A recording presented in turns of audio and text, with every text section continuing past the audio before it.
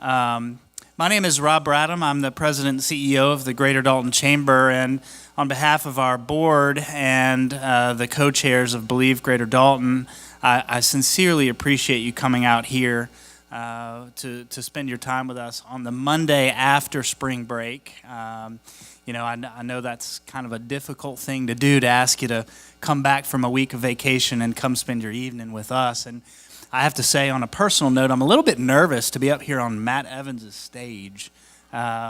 He's not in the room. I told him he couldn't stay because I would be too nervous to stand up here and talk on his stage. But anyway, we really are glad that you're here. I do want to point out a couple of folks that we've got in the room who are part of our team. First, Chuck Dobbins is sitting up here, and he's one of our co-chairs of Believe Greater Dalton, which is our 5-year strategic planning effort. We have 6 strategies within Believe Greater Dalton, and I'm going to talk about those here in a minute. But the 2 individuals who are co-leading our education partnership strategy are right up here with us. That's Joe Yarborough and Brian Cooksey. And then I've got my Believe Greater Dalton teammate here, Allison Coker. She's been with us a couple of months. I'm sure you all know her. And then, of course, we've got the chamber staff helping us today. Some of our leaders for Believe Greater Dalton, if you could give them a round of applause. And I neglected to mention my boss, our chamber board chair, Stuart Nelson, is with us tonight too. Sorry, Stuart, I apologize. So we're here tonight to talk about our education partnership, which is one of our 6 strategies of Believe Greater Dalton. And I want to give you, before we bring up our guest speaker, a little bit of context for Believe Greater Dalton and how the education partnership fits within our overall strategy for Believe Greater Dalton. I think most everybody knows that we started on this process about 2 years ago. And literally, the chamber board decided that somebody needed a plan, to come up with a plan for the future of Greater Dalton, and thankfully the chamber stepped up to do that. We spent about 15 months with a consultant called Market Street Services based out of Atlanta, Georgia, and they led us through a strategic planning process. I was telling our guest, Monroe, I stood up at City Hall about a year ago and gave the report for the first phase of that project, which was called the community assessment, and that's really the data analysis to tell us what our baseline was compared to other communities. And we released this past October the end result, the strategic plan itself. But when I gave that presentation a year ago over at City Hall, one data point out of thousands really stuck out to people, and that is the fact that 62% of those earning more than $40,000 a year at a job in Whitfield County they're making the active choice to live somewhere else. And that was the one data point that got people fired up, that says, man, we've got to really do something to address this. And for a lot of communities our size that are an employment center, that 62% number wouldn't necessarily be something that's out of whack for them. But folks in Dalton said, you know what, we remember the days when 95% of those folks lived in our community, and we need to recapture that energy. And so that became the rallying cry for Believe Greater Dalton, and pretty much all of the 6 strategies that we developed subsequent to that had some nexus around that 62% number. So education obviously is one of them. It's one of the most important pieces of the puzzle. When you're trying to attract families to come live in your community, what's the first thing they ask about? Quality education. How good are your schools? Right? When Melissa and I were moving here from Chattanooga, the first question out of her mouth, where are my kids going to go to school, and what kind of quality education are they going to get? That comes before housing. In our case, I already had a job, so we weren't worried about that. But it's as important as where am I going to work, and it's more important than where am I going to live. Where am I going to live usually is tied directly to where are my kids going to go to school, right? People pick the school, and then they pick where they're going to live based on what school they want their kids to go to. So education is really, really important. And what we decided to do is to create an education partnership that aligns the community around the creation of talent. Okay, so that's what we're talking about with our education partnership. And we chose to base that education partnership around the Strive model of collective impact that was developed in Cincinnati, Ohio. And I can tell you, I've gone around and talked to a lot of folks in this community about Believe Greater Dalton and about the Strive model. And when I talk about Believe Greater Dalton, it's the piece of the puzzle that folks seem to understand the least. And so that's sort of why we're here tonight. We brought in an expert. He didn't like that term when I said it earlier about him, but he's actually implemented the Strive model in Tulsa, Oklahoma. So he's actually done the work that we're talking about doing. Anyway, we're going to talk more about education. I'm not going to belabor the point. Second strategy we came up with was housing. If we're going to try to attract people to live in our community, we have to have places for them to live. We discovered that our housing stock is really inadequate for the type of folks that we want to attract to live in our community.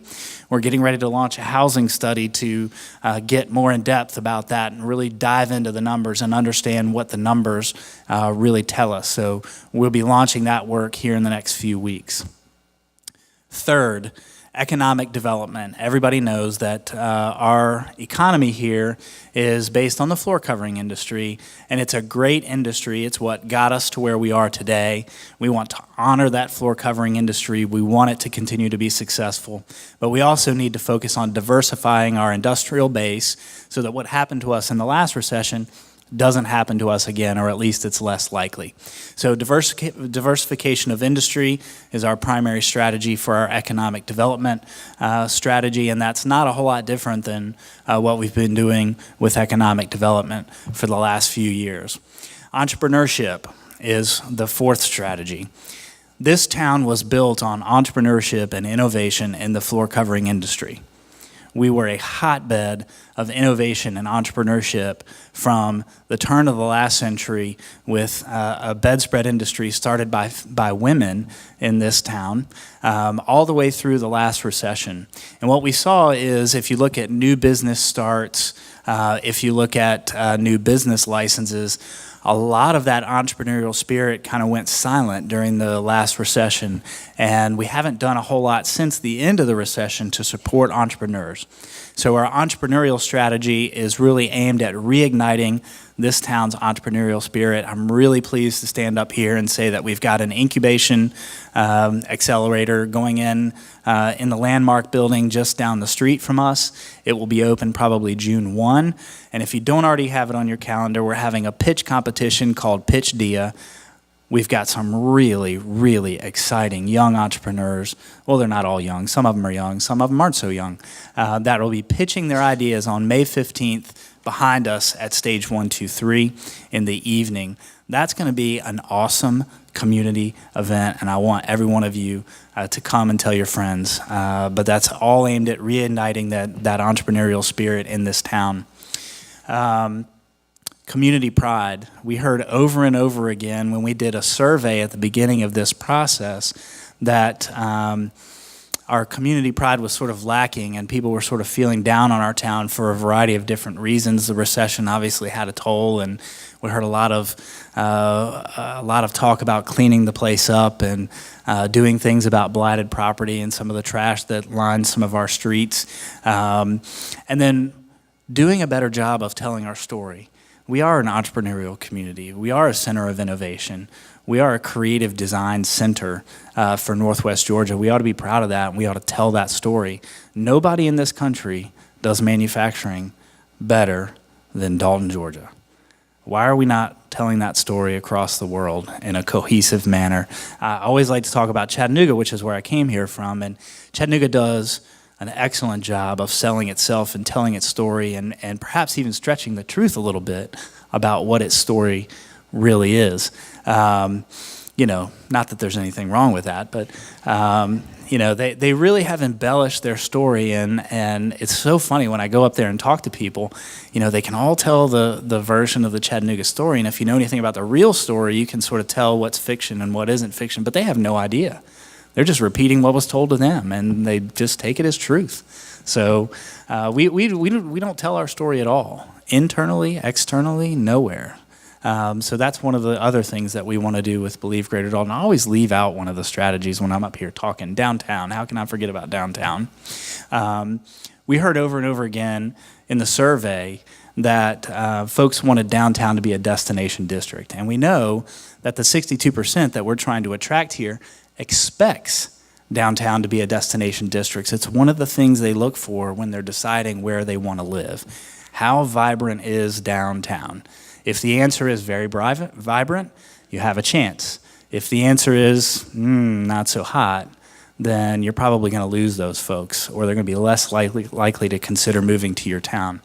So we're working with the Downtown Development Authority. We'll be launching a downtown planning process. Actually, April 23rd is the first meeting of that, so coming up later this month.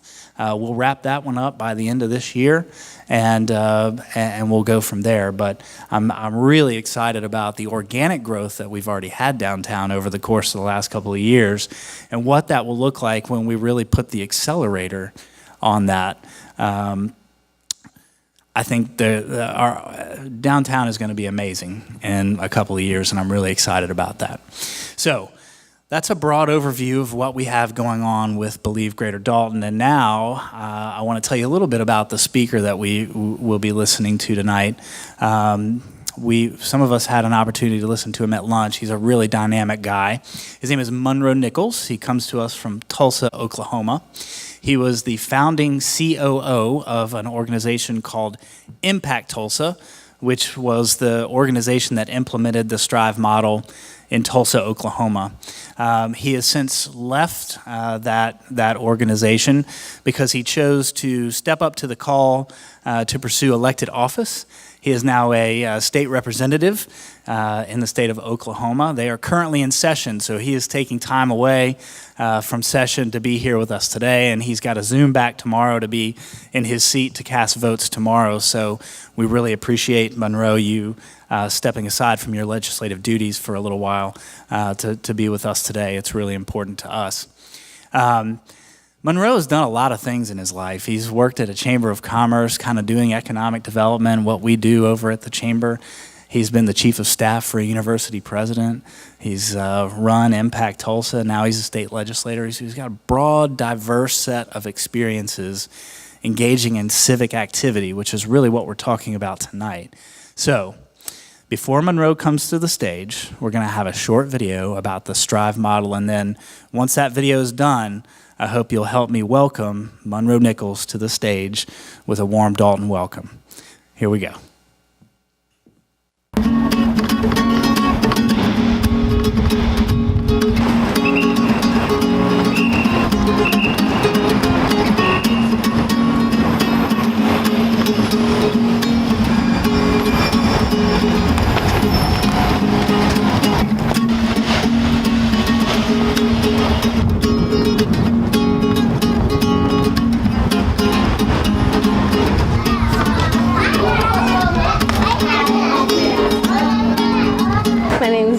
James, and I have the privilege of being the principal of Lindale Community School.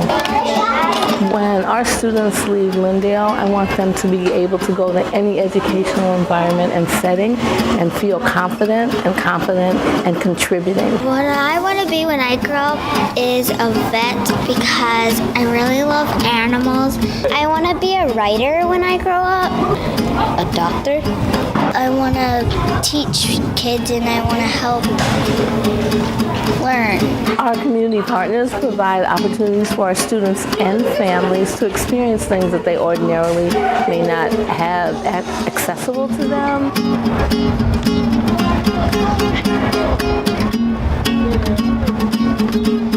Public schools are the face of the community.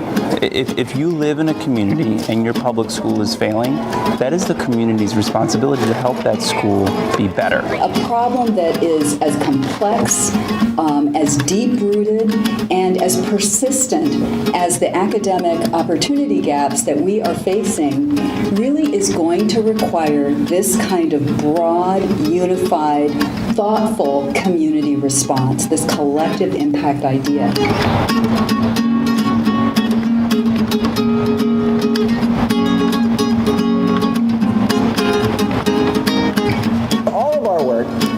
is really about getting the child from cradle to career. This is not going to happen overnight, and the key is going to be lifting up those bright spots, lifting up the things that are working in communities in order to sustain and build the momentum. I really think the most distinctive characteristic of StriveTogether is, and it sounds really fancy, its theory of action. It has a framework for what it takes to do collective impact, and not that it's right or perfect, but at least we can assess whether it's working. And having a staff whose entire job is to literally help people work together through collective impact and continuous improvement to improve student outcomes is invaluable. Everybody has limited resources. Sometimes I think as funders we like to think that we have a lot of resources, but it really is a limited pot. And so what Target likes to do is invest in projects that we know work. When we saw the kind of rigor that Jeff and the StriveTogether team had put behind their design of StriveTogether, we really felt like it was something that we could make a bet on. When I learned what perseverance meant, I was happy, and then I started to use it, and that's why I like to read. And personalized learning isn't just going to happen if the teacher is able to figure out what that child needs. It's going to be when the community as a whole comes together and make sure that all the resources are right and readily available for the kids that actually need them. I think what's really cool and powerful about the theory of action is the milestones allow you to measure progress over time. I think it's incredibly important because we have government interests and corporate interests and people who are on the ground working together. If we don't have that, then nothing's going to change. Also, our goal is to make them aware that they are part of a global community and have responsibilities for themselves, their neighbors, and people that they don't know. My greatest accomplishment in school was when I got 100% on my math test. When I made a light bulb shine with wires. Without those community partners, this school would not be half of what it is. It's far-reaching and broad, and I think that it offers opportunities for each and every one of our students, no matter what their background is. And so that empowerment, that sense of purpose, that sense of being able to actually meet the needs of kids right where they are, and that the kids are taking ownership for themselves, that's what we would see and that's what we would feel all across the community.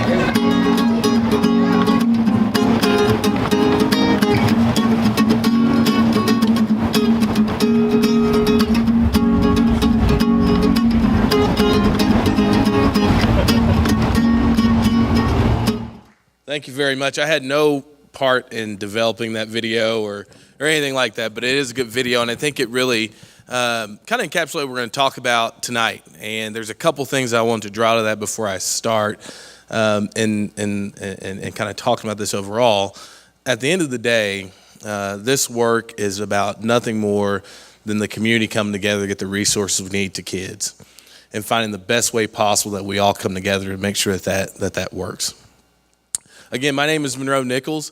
I am from Tulsa, Oklahoma. Actually, I'm originally from Texas. Us Texans have to make sure we say that, right?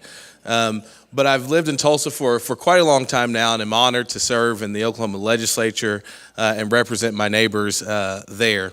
The other thing that I'm most passionate about is doing exactly what I'm doing now, is traveling places around the country and talking about how we as a community come and it's communities of all kinds come together to really improve the quality and the access for high quality education for kids. There's not anything more important to kids in Oklahoma or kids in Georgia or kids in Wyoming or kids anywhere across this country than the conversation that we're coming to have tonight, right?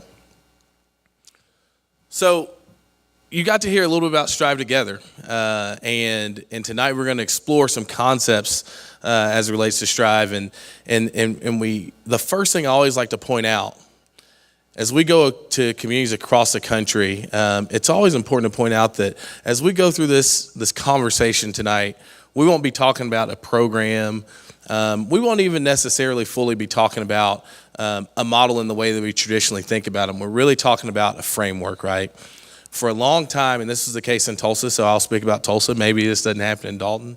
We've had these different efforts where maybe we thought a program was going to fix things for us, or we thought this new approach was going to fix things for us. What we offer at Strive and what we talk about at Strive is really building a framework that that actually is based fully and solely on the support and the buy-in of individual community.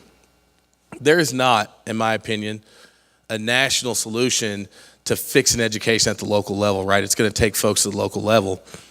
About 14 years ago, Cincinnati, Ohio, a group of folks came together at a bar, and StriveTogether started on a napkin. It started on a napkin because they were having a conversation about the roadmap to success for a student and all the things that need to be done, and the fact that although they have these big great companies in Cincinnati, Procter & Gamble and Kroger and all this kind of stuff, they had all this support and this huge community foundation. For some reason, they weren't making the kind of impact at a community level as it related to student outcomes. And so trying to figure out why that was what came from that napkin. From that napkin, 14, 15 years later, is 70 communities across the country, representing about 10 million kids who have come together around a framework, right?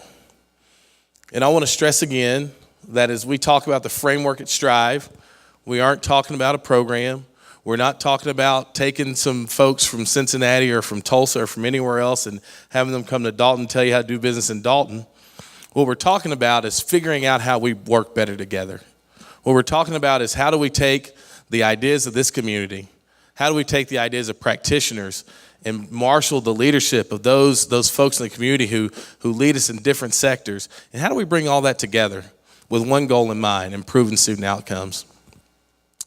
This is what we call a little theory of action. You don't have to read it. You can't read it anyway. If anybody can read that, I'll give you, actually, the chamber will give you 5,000. No, I was kidding. But I only put it up there so as we jump into this conversation, I want you to know that we have spent a lot of time trying to figure out how do we turn some of these buzzwords that we hear like collective impact, and how do we turn some of these buzzwords into something real. And so that you know as you launch this work in Dalton, there's some discipline about it and how we think through building what we call a shared community vision. What that means, what it means to be committed to evidence-based decision-making, what collective action looks like, and then what it looks like to sustain this work over time. And these are things that the team here and you all here will be deeply involved in, but this serves, when I was in Tulsa, this was something like a Bible to me. It was something that I lived by as I was trying to build something that I honestly didn't fully understand at the time.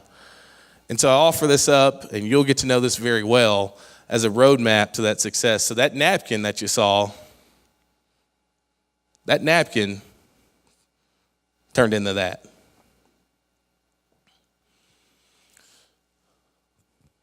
So you heard a couple words in the video. You heard cradle to career. You heard collective impact. You heard it being a community responsibility, right? And so as we think about collective impact in the StriveTogether sense, as we thought about the collective impact in the Tulsa sense, we thought about it as a community responsibility. The reason why, frankly, we didn't have the kind of impact that we hoped we did in Tulsa at a community level is because the rest of the community wasn't bought in enough. We didn't know what was happening in third grade classrooms. We may have criticized what was happening in third grade classrooms, but we didn't take the time to figure out what we really could do differently to support a teacher and supporting students is what we really cared about, right? We didn't take the time to figure that out until we started to work this and figured out that it was just as much my responsibility as the chief of staff to a university president as it was a third grade teacher, and it was our responsibility at the University of Oklahoma, or it's our responsibility at the chamber, or our responsibility at Tulsa Technology Center, which is our technical training institution, to figure out what we can do as it relates to this entire pipeline and thinking about it cradle to career. The reason why that's important, because every last one of those outcomes along that pipeline is going to impact us at some point. So this is a cartoon that I like quite a bit, and so if you can't read it, this is the folks of the business community saying we need better educated workers. These are folks from college saying we need better high school grads. The high school folks, we need better middle schoolers, and so on and so forth, right? And this is something that is so interesting because it's kind of a funny cartoon, but nobody's wrong, right? Everybody's right. And it actually speaks to the connectedness of something like kindergarten readiness to workforce development. And so that's why it was so important as we thought about this as a community to make sure that we were all bought in. Because if you were a business owner and you didn't care about third grade reading, well, I mean, eventually that was going to impact you, right? Because we know that the stats and anybody here and everybody here who's had some exposure to education, you know that there's a direct connection between kids who read on grade level in third grade and kids who graduate high school, right? And so it was this idea that as we thought about this pipeline, we all had to be bought in. We couldn't wait to say, we couldn't wait to say we need better educated high school grads. We had to be bought in on the front end. And so what it boiled down to was this transition in Tulsa, this transition in Cincinnati and in Dallas, and actually transitions that we're starting to see in rural parts of Kentucky and Tennessee. This transition from understanding that although we all have great things that are going on and we all do see success in silos, doing it from an individual standpoint, you have great impacts there, right? There's not a community I've ever been to where everything is bad. There's always a million great things happening in communities, right? The problem is oftentimes those great things are moving in different directions. And so we don't see that impact overall. Then like in Tulsa, we started building these task forces. You guys got task forces here? We built a lot of task forces where we would come around the table and we would talk about our programs maybe. We'd talk about when we might be kicking something off or when we might be doing something. But the one thing we weren't doing is we weren't sharing the same data from which we were making joint decisions from, right? So we might see some great things happening at maybe a school, right? But as a district, we still weren't there. Or we may see some great things happening in an after-school program, but our out-of-school time work overall wasn't there. Although those people knew each other, although they were working together as we thought about in that frame, it wasn't until you had folks starting to share that data and that information together to make those joint decisions on what we were going to do that you started to see the needle move. You started to see the needle move, right? And so there are a lot of solutions across the country that are going to get you some individual impact, which is good, by the way. There's a lot of different kind of models out there that get you that coordinated impact, which is also, it's good. But if you truly want to make a difference at the community level, if you truly want to see the needle move, it really is about this collaborative action that we see, and we talk about collective impact, right? So if you have a great example of something, and you have an example of greatness, if you're not using the same data and you're not understanding where that success came from, how can you spread it? How can you spread great work if you're not exactly sure who's doing it and if you're not exactly sure how they did it, right? And so as we talk about this transition from what I consider to be kind of the task force world into collective impact, it's all about how we think about how we come around things. We sit around a meeting table, right? How does the meeting change? We move from convening around programs and initiatives, or we don't convene around necessarily an individual grant anymore, but we're really working together to move outcomes. That's why the data is so important. We're not here to just approve things. In Oklahoma, and I'm told this is true in Georgia as well, we have the A through F system where they're grading schools by letter grades. And maybe there's a time and a place for that. We can debate that. But what we do know is, in most cases, that way of looking at data doesn't give us a whole lot of information about what we can do differently for kids. It's not real-time information that helps us improve on a day-to-day basis. And so we want to know how we can use this information to improve. And so we always talk about how do we use data as a flashlight instead of a hammer, right? How do we use it to shine a light on the things that are working well and the things we can be doing better? Not just shine a light on a point in time where things didn't go so well over the course of a year. And so the other thing is, we look at collective impact not as just the extra meeting that you go to, right? It's not in addition to what you do. We're talking about changing the way that we work together, right? So this is what we do now. So we talk about community level change, and the reason why I say Strive is a framework is because there's not anybody from anywhere in the country that can come and tell you to do your job differently, right? That's about a community commitment to doing it differently. That's about the folks in Dalton holding each other accountable to do something different. It's not about somebody coming from out of town to tell you it's the thing to do, because that wouldn't have worked in Tulsa. We had to make that decision for ourselves. And then finally, it's not just about advocating for ideas. Not to say that people have bad ideas, that's not the point. The point is we have to advocate for what works. Because at the end of the day, if we're going to marshal our resources to move in this community forward, we all have to be able to get behind something that we know that works. Not just a hunch, not just a theory, but something we know that works.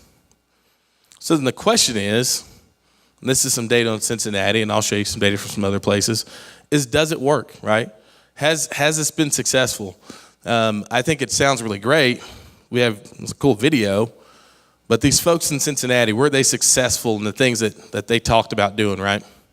So here's some data from Cincinnati since 2005 when they kind of got started. And you can see things started moving in the right direction. And what's cool about things moving in the right direction is not only do we know things are moving in the right direction, but we know why.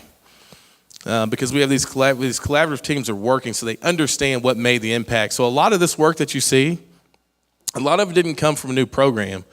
It came from understanding the things that were going right in a community and figuring out how to spread them. That was the first thing. And then next became this idea that things that aren't going so right, well, what do we need to bring to the table as a community from a resource standpoint? How do we need to better support principals and teachers? How do we need to better support districts? What is that we as a community have to do differently to make those numbers go in the right direction, right? Same thing goes a few other places across the country. And what's interesting about each of these outcomes is that I know for me, when I got started in Tulsa, looking at what somebody else did great, there was a part of it where, frankly, I was a little dismissive. That's Dallas, whatever. I kind of felt like maybe they were being like Chattanooga and they were embellishing the truth a little bit, as I'm told Chattanooga tends to do, right? But each one of these communities, they look through and you go back and you look, the road was kind of long getting there. I told the group earlier that if you look at All Hands Raised up there, they are now one of the national leaders in improving high school graduation rates. They didn't start looking at every high school grade at every high school in Portland, Oregon. They started with one 9th grade class. And they understood how to stabilize students as it related to their attendance issues, as it related to their coursework and their behaviors. And because of that, they were able to build awesome practices in 9th grade. Then when those 9th graders became 10th graders, they had 2 grades they were working with, then 11th and 12th, and now they're one of the national leaders. It's because they took the time. And they didn't take a national program. They had a framework, for sure. They didn't take a national program.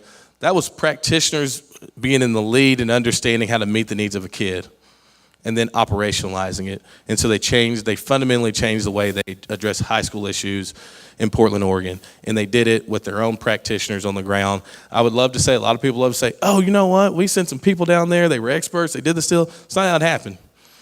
That's the work of teachers, counselors, and principals in a community who supported them in Portland, Oregon. So how does all this work start is the question. Outcomes are good. All that's great. How do we get started? What are some of the most important things that we think about getting work started in Dalton, Georgia? Well, it all starts with a shared community vision. It's something that we can all think about, and wherever we go, we know what we're aiming at in Dalton, Georgia. In Tulsa, our shared community vision is we wanted to guarantee every child a high-quality education. That was our goal. And so whether that kid was in pre-K classes or in a 2nd grade classroom, or that kid was in high school, or that kid was in technical training, or frankly, if it was an adult going back to school to get some training for another job, we wanted to make sure that the educational experience was great for all students, right? That's what we aligned around. And so as we think about that in the Dalton context, right, it's nothing but a diverse set of cross-sector community leaders coming together and hold themselves. We talked about accountability a second ago, right? So that's all it is. It's really deciding. I heard something about a rallying cry earlier. It's all about deciding what's the rallying cry for Dalton. Is it the fact that we want more people to come here, we want all those folks who are working here to actually move here? Is it the fact that we want to be the entrepreneurship center of the universe? Do we want to reinforce our manufacturing superiority? Whatever it is that we want to do, that's the vision we have to get around. We got to figure out how we build a pipeline to do it. Because whether you are, this is an issue that I saw even in Houston, Texas, city of I don't know how many millions of people. Houston even realized that they could not import enough talent to support their own economy. And so if they have to grow their own, they have to build systems to work. I bet that's no different than here, right? The days of being able to import everybody, it's difficult work to do. It's expensive work to do, and it's not sustainable. You know, we talk about a lot in Tulsa now about incentives to lure businesses to the state, right, or to the community, right? Well, the problem with that is A, they don't know how your education system is, and B, when those incentives run out, maybe the company goes too. So if you don't invest your time and your efforts in building strong systems, that's just a strategy that just won't work as it relates to trying to get companies to lure companies there, right? It all starts with the education system. People, as was alluded to earlier, they make decisions on where they're going to buy houses based on what the schools are like. And so it's all about growing our own talent. So we talk a lot about this important thing, and before I started at Impact Tulsa, so I don't know how, but I have 2 degrees. I have my undergrad degree, I have a master's degree. And my master's degree is in public administration. And in public administration, like a lot of masters, you have to go through some classes called statistics. This is where I have struggled. That's where I struggle with somebody calling me an expert, because I remember what kind of grades I made in statistics class, right? So when we got in this conversation about data at Impact Tulsa, I kind of was like, it's time for my eyes to glaze over, because this is not my deal. But as it turns out, data is the most important thing that we can use. And there's a couple reasons why. As we talk about aligning around something completely different, not ideas, but works, those kind of things, results or data have to be our true north. Those things that we are always going to remain committed to, the things that we always understand, and frankly, the things that we're always going to use for good, right? And I think because data has been used in different ways for sometimes punitively and those kind of things, it's become a difficult, very touchy thing, very touchy subject to deal with. But in this context, they have to be your true north, right? They have to be a translator. For a long time, if the folks in the business community in Tulsa, they didn't speak the same language as educators, right? Folks in the business community, you make decisions based off, financial statements and data and scatter plots and all this kind of stuff. But when they came and had a conversation with folks in the education community, a lot of times the decision making was a little bit different. The same thing goes with large foundations and philanthropic communities. The kind of decisions they make about their investment portfolio and the kind of conversations that nonprofits have are quite different. And so we found that data can be a translator between all those sectors. If we all understand under that shared community vision what we're aiming for, and we all have this commitment to outcomes, we can have a conversation about what we need to do as a community. You can make a compelling case for why some business owner has to care about third grade reading, because the data says so. The data says that's where we need it, right? Great translator. And the other thing is, when I don't have anything good to say, I try to find other people who have good things to say. Alan Johnson, you can't deal with the problem if you don't name it. Once you name it, you can think, talk, and write about it. You can make sense of it by seeing how it's connected to other things that explain it and point toward solutions. That quote encapsulates why data is incredibly important and why it's important that we have open and honest conversations about it. It also points out the reason why at times data is sometimes tough for us to have a conversation about, right? Because like I said, not everybody uses it for good. But that's a community level decision that you make here in Dalton, right? That's a community level decision we made in Tulsa. It's that we were going to be committed to standing behind schools. So even if we uncovered some things that weren't great, it's a community problem. That's what I talked about earlier. It's a community problem. And if it's a community problem, there have to be community solutions. The issue is not that we leave schools on an island like we have sometimes traditionally, and I'm not speaking for Dalton, but I'm telling you that's true in Tulsa. But it's us figuring out that we're all in this together, and we got to figure out better solutions for the future. I talked about a lot, trying to reinforce the fact that what we're talking about here is not a national program. and this idea that as we think about data, we have to think about it differently. And so at the end of the day, we know a lot of things about how different pieces of parts along the pipeline intersect with each other. And so our goal here, as we think about what outcomes are most important to us, is to understand the national research and how these things connect to each other.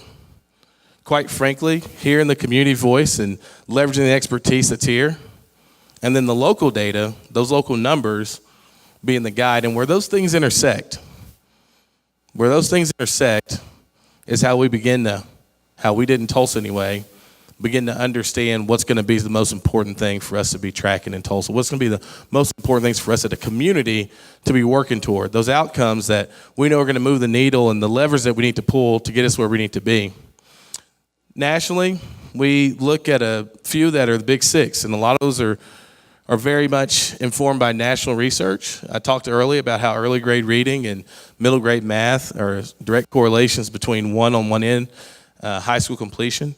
Middle grade math is actually one of the tightest connectors to post-secondary entry and success, actually. And we found in Tulsa, we first started, that 17% of 8th graders were on track to be ready for post-secondary education. 17%. 17% for us, we thought, you can't build an economy off 17% of kids ready for post-secondary, especially in a day and age when 60% of them are going to need some kind of post-secondary certificate for us to fill the jobs in our economy. So we understood then that it hadn't been the issue of education dropping the ball, but the fact that was a surprise to a lot of us in our community meant that we as a community had dropped the ball, and we had to figure out how to pick it up again. So the goal with this is to have that common vision that we talked about, decide on some outcomes, and then begin to rally the community around them. Oftentimes, I'm asked, well, what is different about how you're going to use data? What's different about how you come around numbers? We all see numbers. We all know numbers. A lot of times they're used to simply admire a problem that we have, right? Where we go around and we say, oh, man, that's really bad. We're admiring a problem, or sometimes we use them to pat ourselves on the back to see what kind of good job we've done. Either way, we're not doing ourselves any favors, right? Because for a long time, data, and it still is used for reporting and accountability. It's the data you send over to the state. I guess they can tell you have an A or an F. Then we have the academia, which views data as a way to research things, so we find out 10 years later what things were like 10 years ago. And what we're talking about now is what folks, particularly in a community that is such a strong history in manufacturing, is taking those same principles of continuous improvement and trying to apply them to education, right? I'm guessing that in this community, as you're trying to figure out as the folks, the early folks in the manufacturing are trying to figure out how do you produce and be able to do it efficiently and be able to provide things at a good cost, you got to figure out how to take out redundant practices. You got to figure out what works best. We learned that in the business world a long time ago. I was joking with everybody earlier. I had a friend of mine who told me he was a black belt. He didn't look like the Taekwondo type. Turns out he was like a Six Sigma black belt, which I didn't even know was a thing at the time. But he definitely goes around saying he's a black belt. And I told him one day he's going to run into somebody who's going to test him on that deal. So please pray for Jeff, although you don't know him. But then the medical community figured it out. And now we all live longer because they figured out how to put together these multidisciplinary teams and make sure that your heart surgery has better outcomes or your back surgery has better outcomes, right? And so now education is starting to figure out the same thing. Starting to figure out that it takes all of us to work on these things together, that we all have specific roles that we have to play in a community to make this thing go. And so I would offer up to you that the Strive framework is nothing other than stuff that's been proved to be successful in every other sector.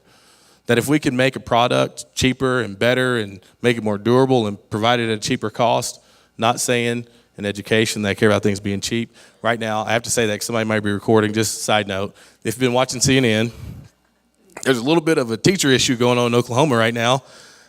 So I don't want anybody recording and say, oh, he wants education to be cheaper. I do not. But to say that jokingly. But if we can do that there, and we can make sure that people have better health outcomes, and are off up to you, then why can't we take some of those same learnings from a continuous improvement standpoint and provide a better educational experience for a child? Why can't we align our resources, both human capital and financial, in a way that goes right down to the end user? And we think about this idea, and I talk about end user, I'm talking about the practitioners and the kids, who are the most important aspect as it relates to all this work of StriveTogether. Our work across the country, and I say our work as a member of the network, not the member of a national organization necessarily, but the work of this network has really been fueled by teachers and nonprofit practitioners. It's definitely been something that's been helped by leaders in communities, but at the end of the day, there's a kid and there's a teacher. At the end of the day, there's an outreach worker and there's a kid. And we got to figure out how we get the voice of those practitioners who are on the front line and make sure that voice is important to us as we move forward. Make the scope of work manageable. I told you in Portland, who's now a national leader in high school completion rates, they started with 1 grade of kids, right? Now, 5 years later, they're an expert. But the first year, I guarantee you, they weren't an expert yet. They were figuring it out. And because they did the hard road of figuring it out, those teachers, those counselors, those principals figured it out, and then those CEOs and business leaders and everything else, they supported them. And now they're a national leader because that community decided to be a national leader. Don't jump into action without data, but start with the data you have. As you get going in this community, there's always going to be some piece of data that you think is going to work better than the piece that's out in front of you, right? There's always going to be these discussions of what we should track and how we should track it, and those are really important discussions to have. But at the end of the day, it's about coming to some consensus on things that we know that we can work together for, that we know are going to impact kids. And those things can change over time. I told the group earlier today, this is like riding a bike while you're building it, right? Because this is a living, breathing partnership. And it's going to grow, and it's going to change. But more importantly, the most important thing that's going to change is the lives of kids. This is something we call results at the center. And I have 2 examples of this. So in this one, this is at the kind of the community level. And so if you can look up here, the middle there, that result is what would be considered a vision, right? And outside of here are these different sectors. And so as we think about this vision, whatever that vision will be for Dalton, that'll be something for Dalton to figure out. This is an example from Cincinnati. But as you think about that, then we're thinking about who in this community from these different sectors do we need to make sure that we can make good on making this vision a reality, right? So we're thinking about that every day. We're literally putting the result at the center and building around it. So then we're being thoughtful in how we build a partnership and being thoughtful about the people who need to be there and the specific roles they need to play. And then as you move down the road of doing some collaborative action, then we're thinking about an outcome. In the middle now, instead of saying a community-wide vision, that says increasing 3rd grade reading proficiency, right? And what's interesting about that, and what I like about this example, is that as you think about these sectors out here again, you think about at the very closest to the issue, it's actually a practitioner, right? So even in this, as we think about K-12 schools, this may be somebody at the service center who is important and critical to impacting 3rd grade reading, but the most critical person is a resource coordinator, right? The most critical person may be a teacher. And so even as we think about this, we put it there. And when we started in Tulsa, we did have, just like you have here, we had some great visionary leaders who stood up and said, we want to do this, and we want to jump out here, and we want to be under the shared community vision. We want to be tied to these outcomes. We want to do all that. So it was kind of a top-down deal at first. That visioning was a bit of a top-down process, but everything that happens now comes from the bottom up. Every idea about how to improve the educational experience for a kid, every idea from FAFSA completion to high school completion to improving 3rd grade reading, it all comes from teachers. It all comes from practitioners. And what happens is it bottles up is that we as a community remain committed to those things, and we knock down those barriers all the time. Because there are more kids enrolled in pre-K classes than ever before in Tulsa, Oklahoma. There's more kids who are getting financial aid and headed to college than ever at a time in the history of Tulsa, Oklahoma. There are more kids who come from impoverished backgrounds that are starting to walk across the graduation stage than ever before, and it's a challenge. It's not all great. It's not all beautiful. It's not all easy, but it's because those practitioners are working hard and getting it done. For example, we had a great policy solution to post-secondary education. Tulsa Community College and Tulsa Technology Center, so both our kind of higher ed community college and our technical training institution, offer free tuition for any kid who graduates Tulsa County High School with a 2.0 or better, right? When we started to dig into the data, we found that I think it was only in Tulsa every year of the kids who graduate, only about 49% of kids were going to college or going to Tulsa Tech. It made absolutely no sense to us because while we came up with a policy solution, we had not committed ourselves to making sure the kids are following through on it. We didn't have the counselor support. We didn't have the ability to go into high schools and talk to kids about possibilities and things like that. And so although you could literally go to school for free, there were kids just deciding they just weren't doing it. One of the issues, we had a lot of kids who were first-generation college students, first-generation post-secondary students. They didn't have a parent who had done it before. They hadn't a parent who had filled out the forms before. And then it was transition years, so they didn't have anybody to hold their hand through the summer to make sure that even though they filled out the paperwork, they actually showed up. That took a community response.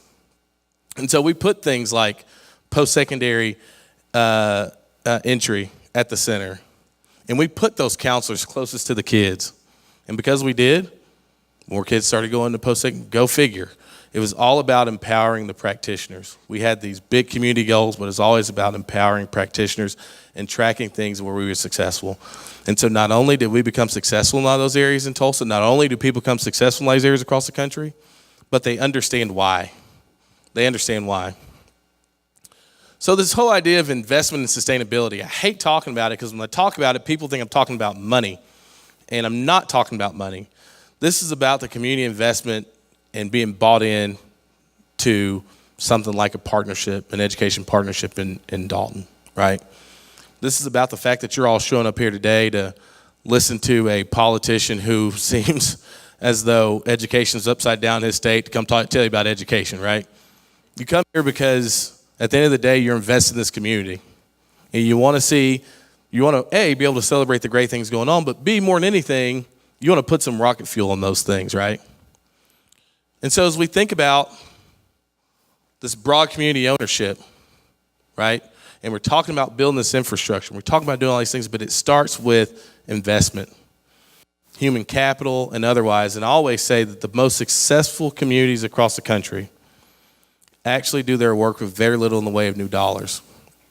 It's because that means that they have gone through the very difficult work of figuring out together how they change their internal practice toward a larger community goal.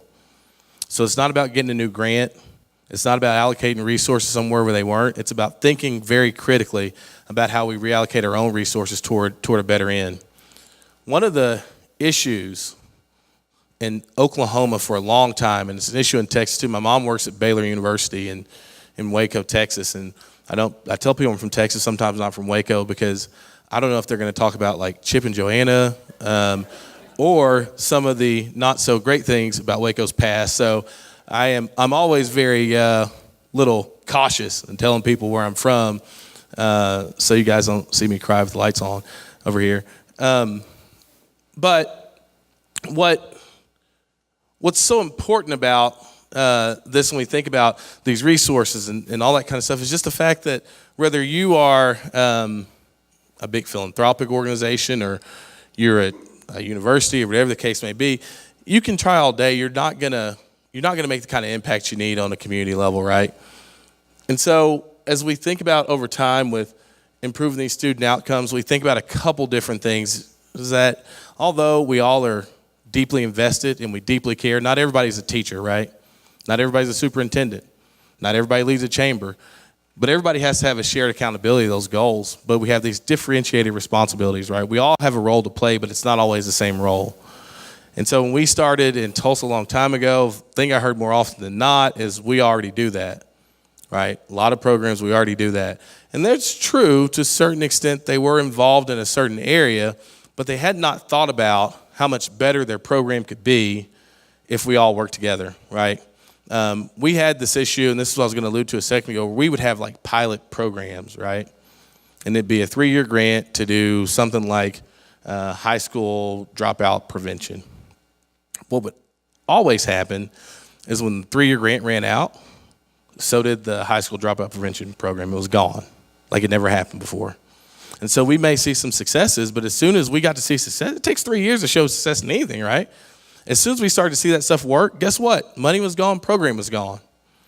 And so that's the reason why this work is so powerful and the framework is powerful, but what's most powerful is you, because it's you saying we're going to do things differently. So whether the grant's here or not here, we're changing our practices because we've now figured out that we have a shared accountability of these goals. We don't necessarily have to wait on money, but we're going to have these differentiated responsibilities and figure out how we marshal those community resources to get it done.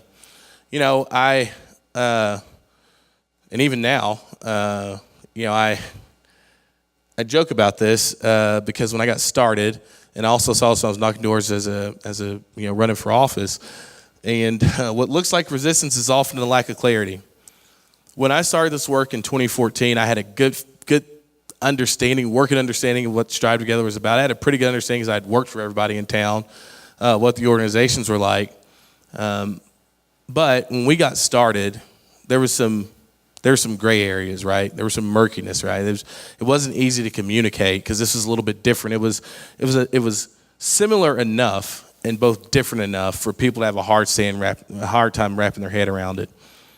And I'm telling you, that's a great part of the struggle in trying to figure this out, because this is really about figuring it out for Dalton, and that's hard work. It's incredibly hard work. We talked about aligning resources and aligning providers. So critical, because at the end of the day, like I said, it's not about finding new dollars. It's just finding new ways to work together. And then the most important lesson I learned in partnership building is do not call people to meetings and waste their time. Don't engage for the sake of engaging. That's why the data is so important. So we're always having a conversation about what works. That's why having a shared community vision is so important, because we all want to make sure that we're mission driven in every meeting that we have. And at the end of the day, that's why it's so important to think about collaborative action differently. So we're not just coming around, sitting around the table talking about our programs. We're having an active conversation about how we fundamentally change the lives of young people. So I'll leave you with this one more time. These might not be the outcomes that Dalton thinks are the most important things to be working on. I bet there'll be a variation of these. I've seen some of the work already, and I've seen some ideas around kindergarten readiness. I've seen some ideas around post-secondary attainment and those kind of things. So some of these will carry over, but what's most important about them is the commitment to doing everything we can to make sure that kids along this pipeline get what they need. Because if that happens, then that last thing over there, which is career, means that Dalton is a strong and viable community for the foreseeable future. That was my goal in Tulsa. That was what I was most passionate about. I wasn't passionate about starting some innovative new framework. I was passionate about the fact that we were investing every day and making our community stronger. And at the end of the day, if nothing else is important to you, that's got to be. So I want to thank you, and I'm going to take some questions because I'm sure there are some, and it's going to be maybe a little difficult to hear people in the back. So if you have some, you can yell at me. Don't throw anything at me because the lights are just far down enough that I won't see it coming, and you're going to hit me square between the eyes. But I want to thank you for your attention tonight, and I'm happy to answer any questions you might have about Tulsa and our experience, about the Strive framework and what's going on in other communities, or maybe even some curious questions about what are some of the approaches that could potentially be jumped on here in Dalton. So I'm happy to take any questions that you might have, and I think, let's see. We were supposed to be done at 7:30, so as we take questions, if we do get out of here early, I will also take some thank yous at the end of this as well. So any questions? Raise your hand. I think there now. That either means they did a really good job or a really bad job. We have some right up here. If you ask, I'll repeat it.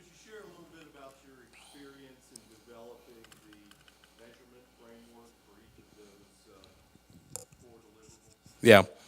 The question was, I think I'm going to try to encapsulate. You shake your head if I'm right. The process we went through to settle on outcomes, essentially. Right. So I turned it off. There was a slide back here that kind of was a guide toward that. It was this one. So we tried to look at there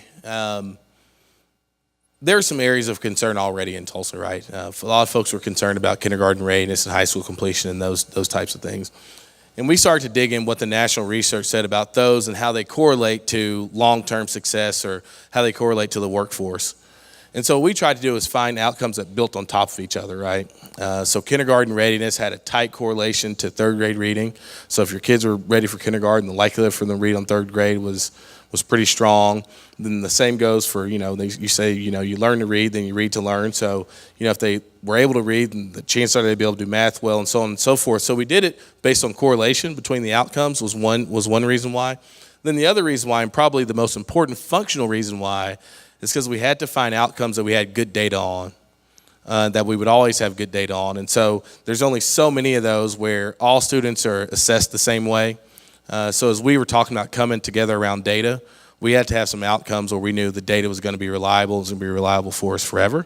And so that correlation conversation, plus the fact that we needed data that was going to be reliable for us for the foreseeable future.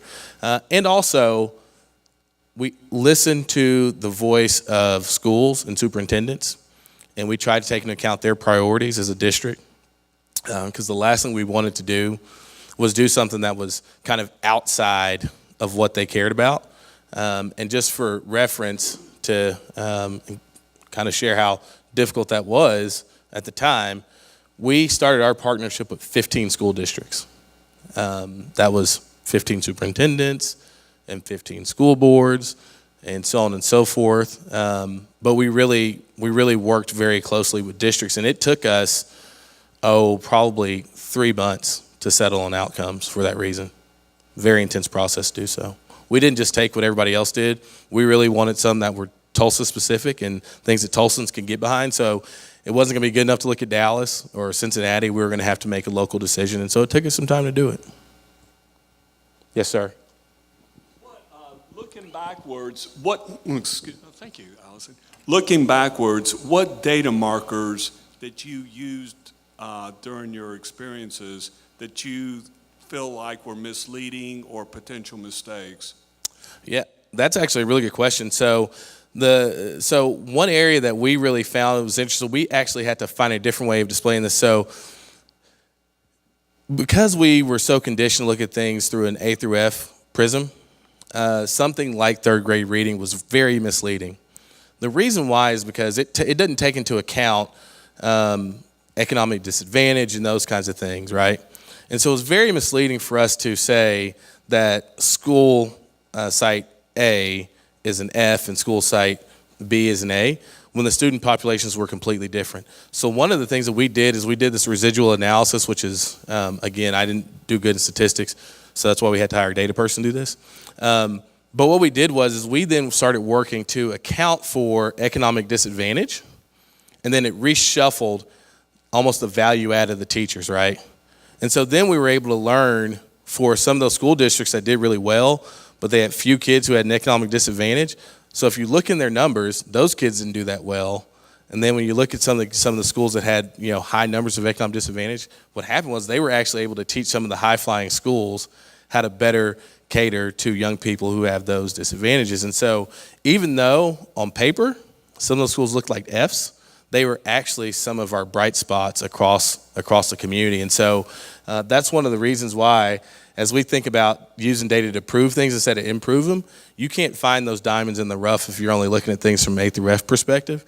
And there's an old saying that we use that, you can lie with data, but you can lie a lot easier without it, right? So it can be tricky. And so we really always worked really, really hard to figure out, even with some of those indicators that didn't look well, to dig into the why, and then see what we could figure out about them. So I would say they all could be somewhat misleading, right? They were all misleading on their face because it showed us that about 60% of our schools were failures until we went in and we started, looking at it more critically, and we found out that wasn't the case. That wasn't the case at all.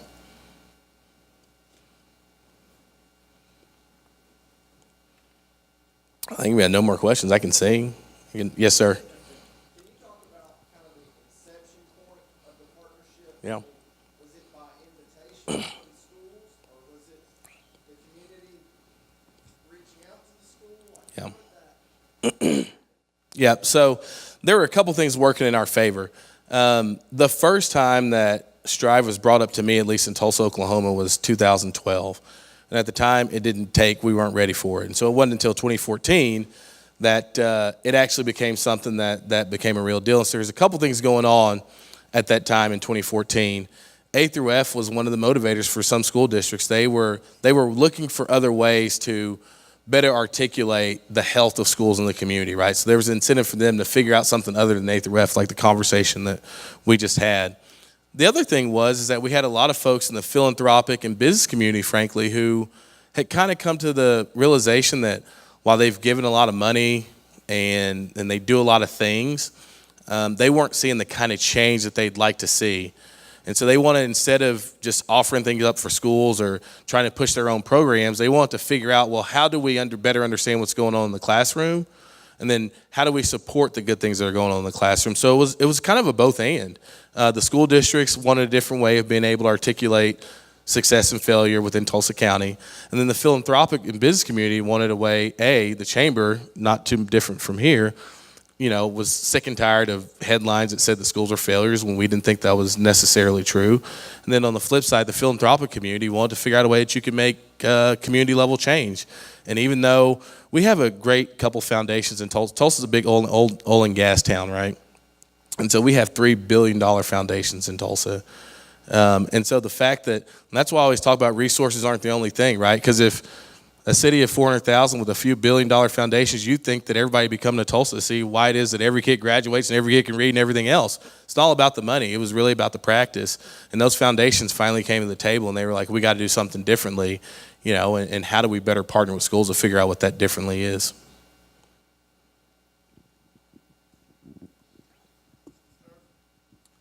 One back here, and then I'm coming there. Yes.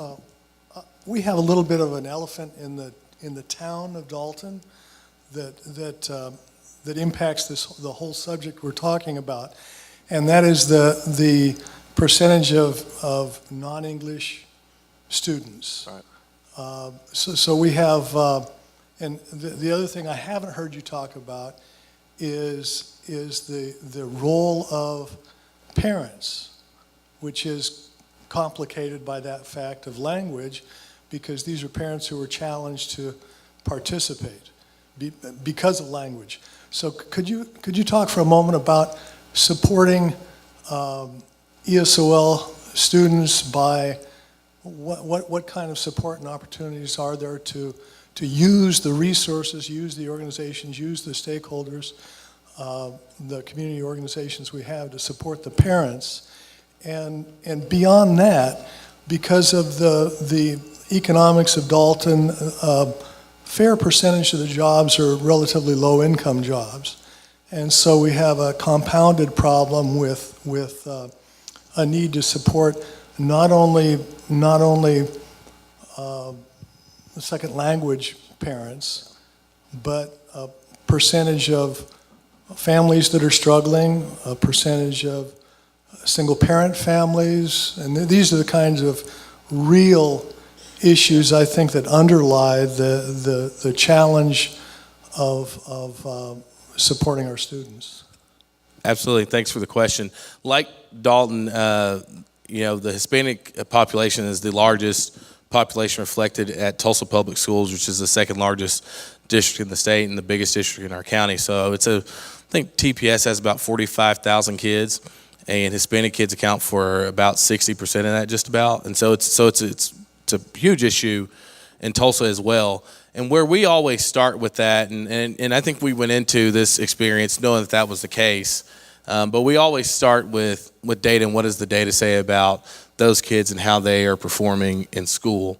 And then it was kind of a work backwards still. The good thing is there was a lot of things already kind of going on for folks in that community, but the problem was it wasn't really coordinated toward an end. So I'll give you an example.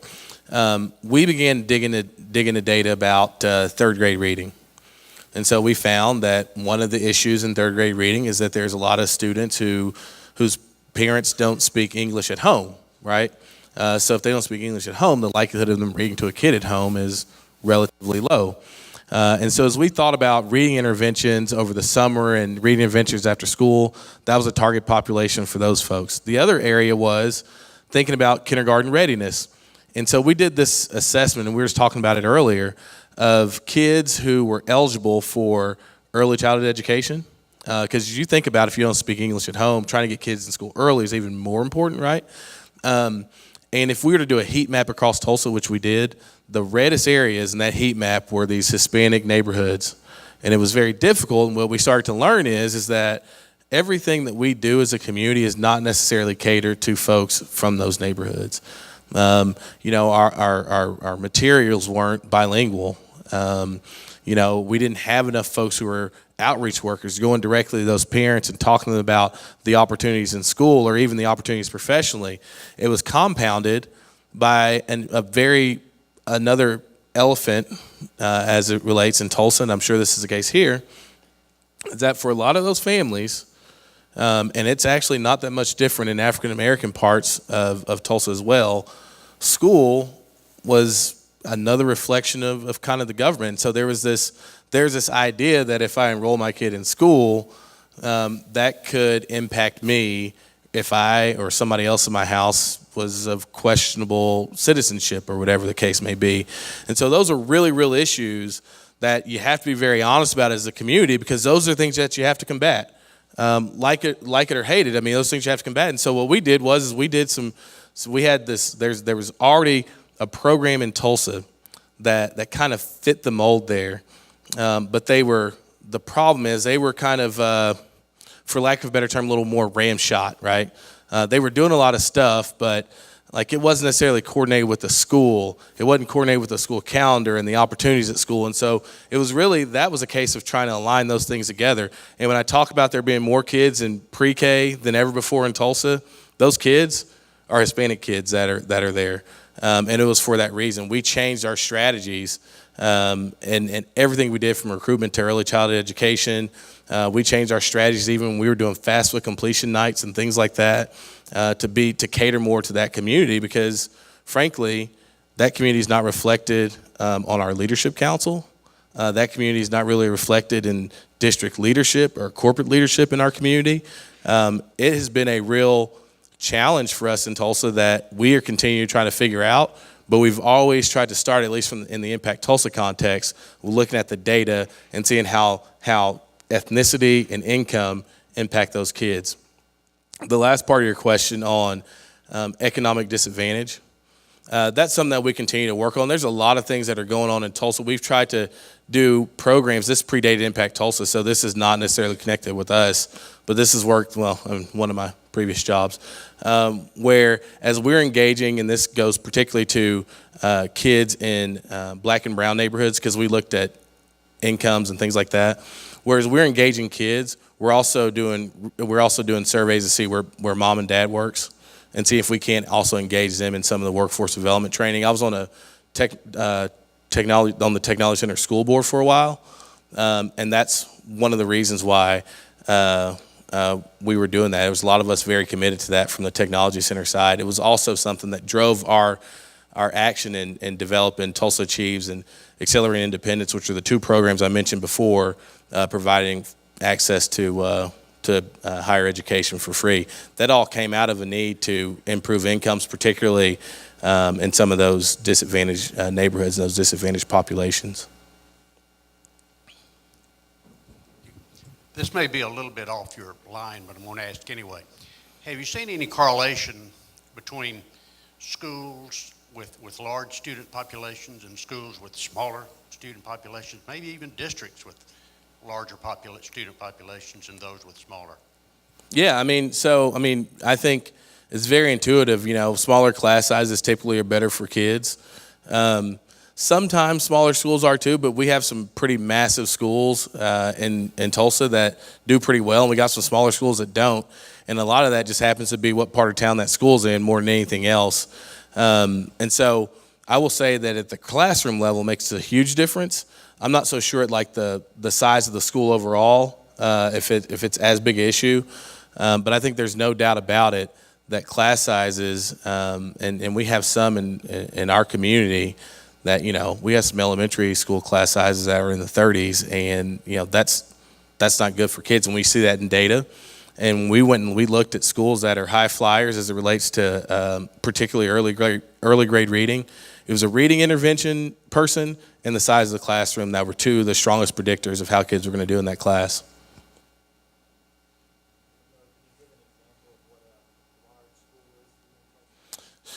The question was, can I give an example of what a large school is in Tulsa? The best I can do is high schools, so I'm not sure about the elementary schools. But we have more than one high school that, is up around 1,500 or something like that. And I can tell you that the high school that I have in mind, actually from an outcome standpoint, does better than more than one high school that I know that the student populations are under 400. But we have some pretty massive schools. One of the other strategies that's really interesting in those bigger schools is that they all have one thing in common. Well, they have a lot of things in common, but one thing they have in common that I thought was pretty neat. It's actually a commitment that every kid participates in some kind of extracurricular activity. Doesn't have to be sports, has to be something.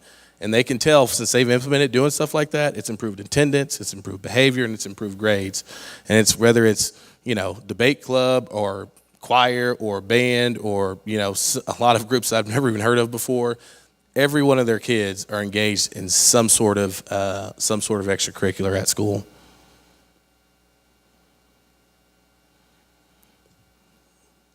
Well, I think it might be time to give me some thank yous for getting everybody out of here early. Well, thank you guys so much. I do want to say one thing before I leave. It has been such a breath of fresh air being here and seeing the spirit of cooperation. It looks like you all like each other, at least you fake it really well. And I can tell you that, of all the things, there was something that really shocked me when I was working at the University of Oklahoma. We had this 14-year life expectancy difference between people who lived in North Tulsa and people who lived in Midtown. A lot of it had to do with socioeconomics and all that kind of stuff. But we did this survey at one time. We were trying to figure out why people don't walk more and do outside activities. And all of us thought that it was because there weren't enough sidewalks and that kind of stuff. Anybody want to guess what the number one issue was? Just throw it out there. No, that was up there. It wasn't number one, though. Nope. It was stray dogs. And so if you think about the things that data can tell you that you wouldn't know, it was stray dogs. And so one of the things that helped us unlock people being outside, who knew it, was animal control. And so I say that to say that as you dig into this work as a community, open yourself up to learn new things. Most of the things are going to reinforce what you already thought. But at the end of the day, if you have that data there and you keep it at the center, you keep kids at the center, given the partnership and the collaborative spirit that you have already, I got a really good feeling that Dalton's going to be one of those leaders across the country that we celebrate within our network. And I'm just going to be happy to brag to everybody that I was there early on. And so I want to congratulate you on what you're already doing and just tell you how excited I am for what you're about to do. So thank you very much. I really appreciate it.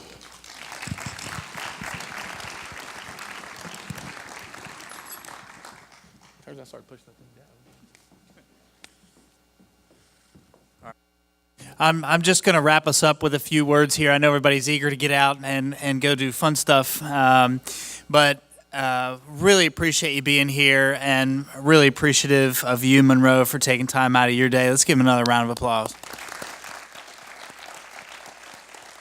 So you may be sitting there wondering, okay, so what now? Where do we go from here? And the answer to that question is not terribly simple right now. We're still in that sort of norming phase where we're trying to get everybody on the same page and even start a conversation about what we want to measure and what does that look like and what data sets do we want to use. We haven't decided any of that yet. We're not even that far. We will hire a full-time person to staff this education partnership for the community. They will be a chamber employee. They will be working with Believe Greater Dalton alongside Allison and I.